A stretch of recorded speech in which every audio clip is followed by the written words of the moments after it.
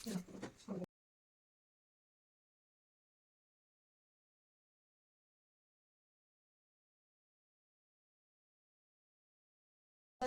कौन हम हौ आउ आज मटन हम बोली बो कहला तो आमे कौन कलु खुशी मोर रेडी होकि बाहरी गलु मार्केट मटन आनिया एक्चुअली मटन दुकानटा ही आम रूम पाखे ही अच्छी तो सेठू आमे हाफ केजी मटन नहीं घर को आसलु तापर आसला परे बो ताको कौन कला ना गोटे कंसा को बाहर करदेला तो मटन पीस गुड़ाक ये देखु भल छोट छोट पीस जमती घरे खाइला बेलका मटन पीस तो ये ताको आमे कौन करवा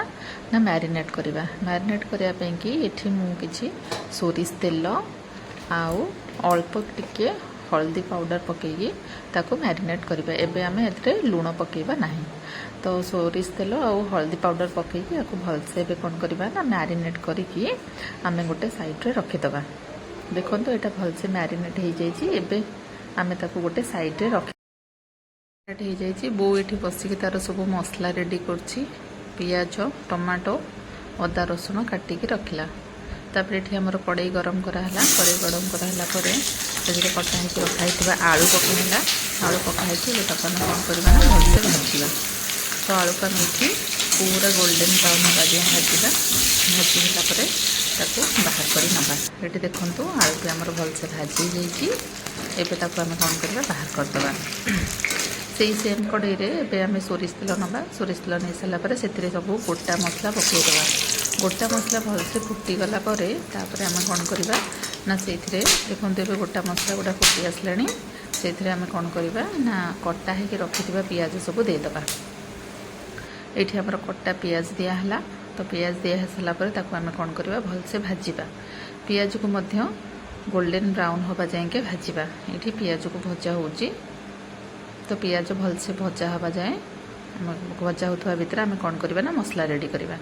ये कौन करवा अदा रसुण जीरा धनिया सबू जीरा धनिया गोटा निया तो ताको कौन कले ना भल से गोटे फाइन पेस्ट बनाला तापर ये देखो आमर पियाज भाजी आसलाणी ताको आउ टिके भलसे भाजीदबा भाजीदेला ये कौन करवा ना कटा टमाटो पकईदबा टमाटो आउ कि लंका गुंड डायरेक्ट आमर भजा पकईले कौन हुए ना आमर कलरटा भल आसी था रेड कलर तापर ये कौन करवा जो पेस्ट बनई मसलार अदा रसुण जीरा धनिया पेस्ट ताको कौन करवा ना ये देदेबा तापर अल्प किसी मीट मसला ये मसलार पकईदबा तो मीट मसला पकईकी आउ टिके हल्का भाव में कषि नवा तो देखो ये मीट मसला पकाला पकईकी ताको आम कौन करवा ना कषि नवा भलसे तो मसला ये आमर कषा हो गलानी एबे स्वाद अनुसार लुण देदेबा आउ अल्प किसी हल्दी गुंड कारण हल्दी गुंड आम मैरिनेशन यूज करते तो ये से आम अल्प हल्दी गुंड नवा ये आमर मैरिनेट हो रखि मटन गुड़ाक देदेबा मसला तो देकी आम भलसे कषा ये आंच को पूरा धीमे रखि तो धीमे आंच रे आस्ते आस्ते कषेबा देखु आमर मटन आलू भलसे कषि हो गलानी एबे कौन करवा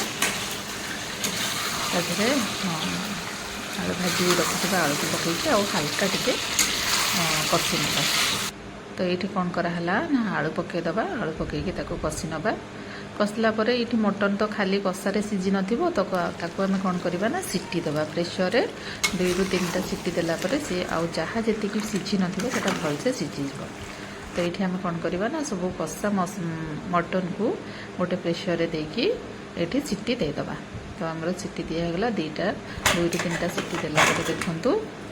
मटन टी भल भाव में सीझी जाइए तापर आम कौन करवा ताधरे